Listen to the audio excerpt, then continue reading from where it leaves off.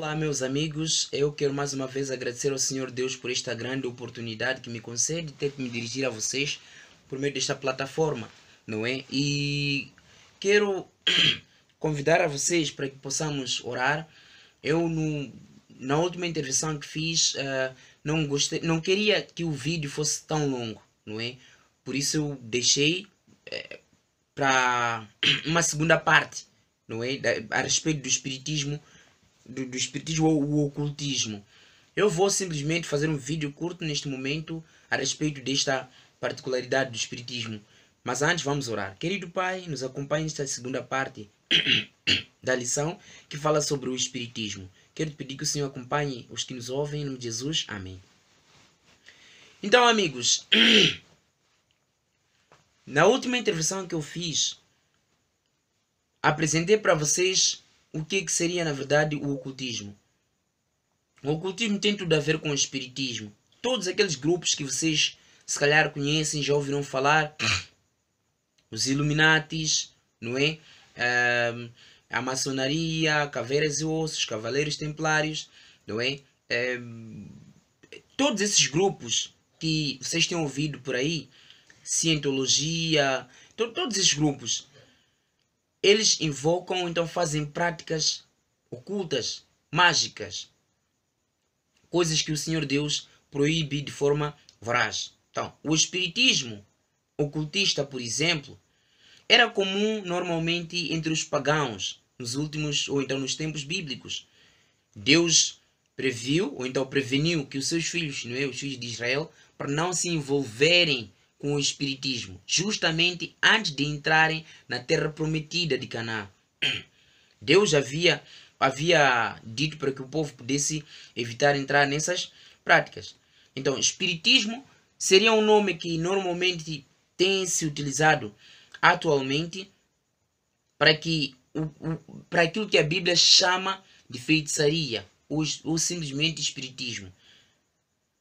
Quando se fala de espiritismo, é feitiçaria. O espiritismo é a crença, a doutrina dos mortos, de que a pessoa quando morre pode voltar a reviver, viver outra vida, noutro lugar. Então quando a pessoa morre, vigia a família. Quando quisermos que as coisas andem bem, é só ir buscar ali, invocar os espíritos e eles vão acompanhar a família.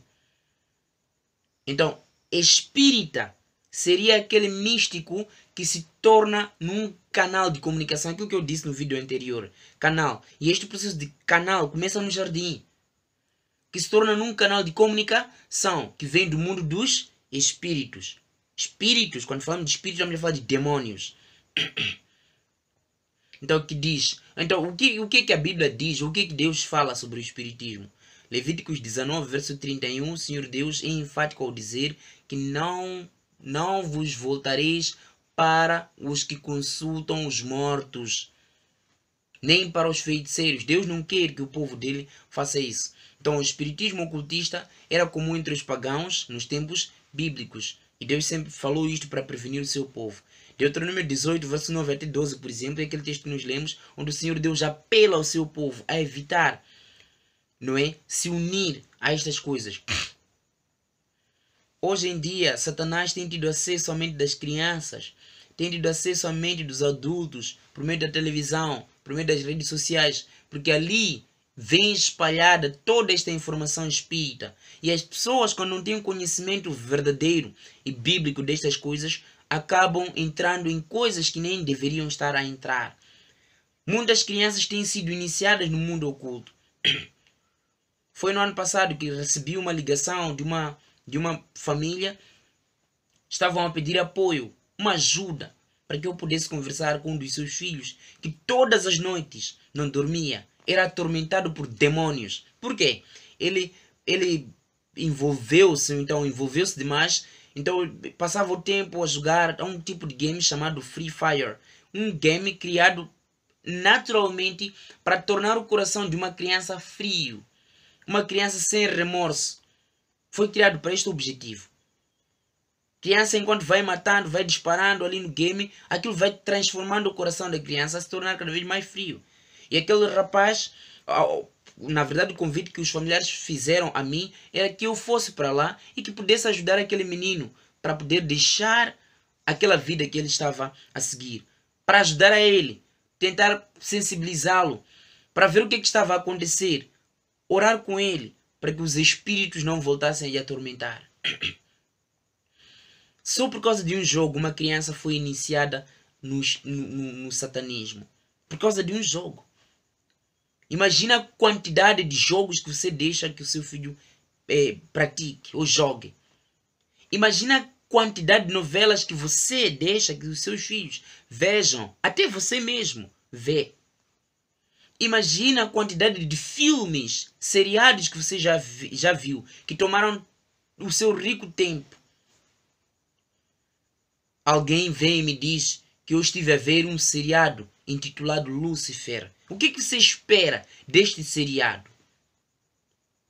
Muitos filmes que têm sido produzidos e que andam por ali, filmes de zumbis, vampiros, Satanás tem estado a apresentar exatamente o que ele faz. Os filmes de zumbis, os filmes de vampiros, Satanás tem mostrado aquilo que ele faz. São mortos-vivos. As pessoas que aparecem ali são mortas-vivas. E ele faz aquilo como uma representação daquelas pessoas que não têm Cristo. Porque para Satanás são mortas-vivas todas aquelas pessoas que não têm Jesus Cristo. Então, amigo, o meu convite para si é: volte-se para Deus. Não siga o satanismo. Volte-se somente para Deus. Sabemos que há pessoas que buscam por estas coisas e que os querem estar livres. Se este for o teu caso, você poderá... Eu posso pedir que escreva lá nos comentários para que eu ore por ti. Não é? Para que eu ore por ti, para que Deus te ajude. Mas se achar que vai ser um tormento, depois você pode ser castigado, fale com Jesus Cristo na sua própria mente. Jesus Cristo vai te salvar.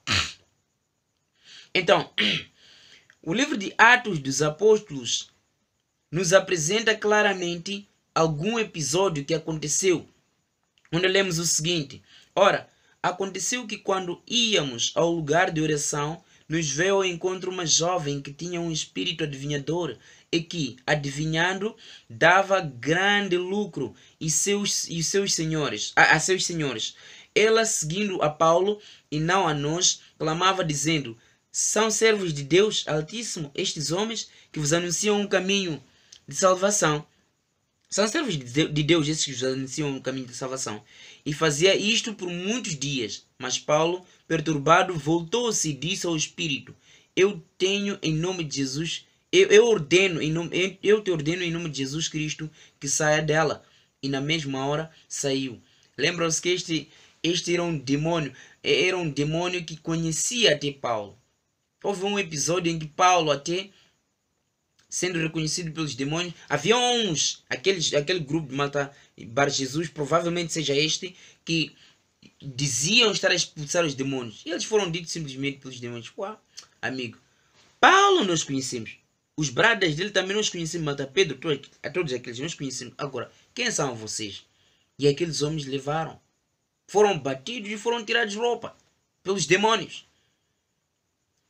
Verdadeiro servo de Deus é conhecido até no mundo oculto.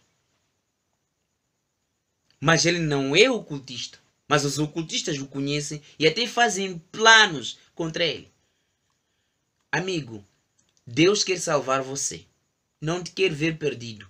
A vontade dele é que você vá com ele para os seus. Deus quer que você viva eternamente. Não quer que você seja destruído juntamente com Satanás. Deus quer que você tenha esta salvação que ele oferece aos homens e às mulheres nos dias de hoje. Será que esta não é a sua vontade? Você não quer pertencer a este Deus? Você não quer ir para este reino que ele nos promete hoje? Você quer ainda continuar a professar e a acreditar nessas doutrinas espíritas? De acreditar que os mortos, quando morrem, eles não morrem completamente? Você quer continuar a seguir essas coisas? Não faz sentido. Biblicamente, não faz sentido. E a África tem sido muitas vezes demonizada. Claro, na verdade porque existem muitos lugares que praticam a magia de forma bruta, de forma bruta. Em Moçambique, por exemplo, até criaram associações, não é? Uma associação chamada Associação dos Médicos Tradicionais de Moçambique. Amigos, eu sinto muito, porque os tais médicos tradicionais, alguns deles, na sua maioria neste caso, sabem que estão a enganar as pessoas. Sim, curam, tratam doentes, mas com poderes mágicos, com poderes ocultos. Mas a Bíblia nos ensina pelo menos 8 remédios naturais. Seguindo esses 8 remédios naturais, dificilmente ficamos doentes. Precisamos de respirar um ar puro. Precisamos de beber água constantemente. Nós precisamos ter uma alimentação equilibrada. Precisamos de fazer exercícios físicos. Temos que confiar em Deus, não é? Existem muitos outros elementos a serem observados.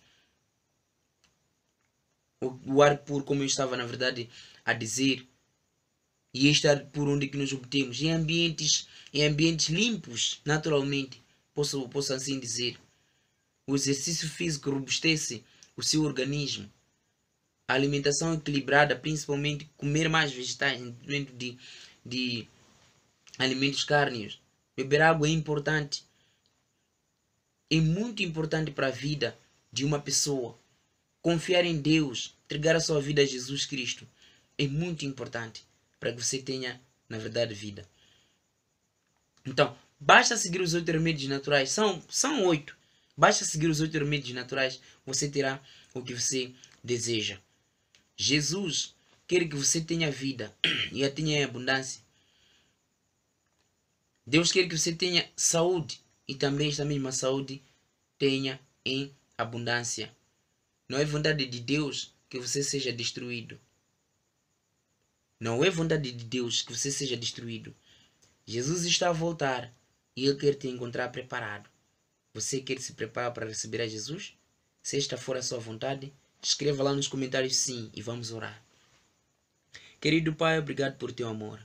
Os teus filhos decidiram neste momento se preparar para receber ao Senhor. Guarde e cuide deles, escreva os seus nomes no livro da vida. Em nome de Jesus. Amém. Meus amigos, muito obrigado. Nos avistamos numa próxima ocasião. Que Deus vos abençoe.